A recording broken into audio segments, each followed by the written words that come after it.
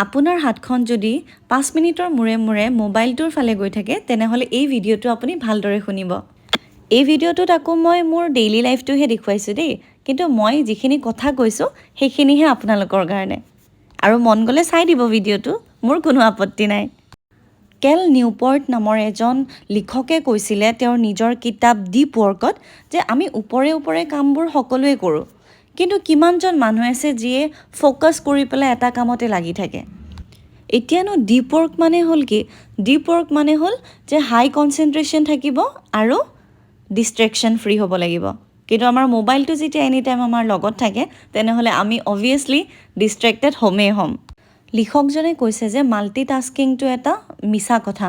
যদি আমি এটা সময়ত এটা কাম ভালদৰে কৰোঁ সেইটোৱে আমাক 10 গুণ বেছি আউটপুট দিয়াত সহায় কৰিব পাৰে।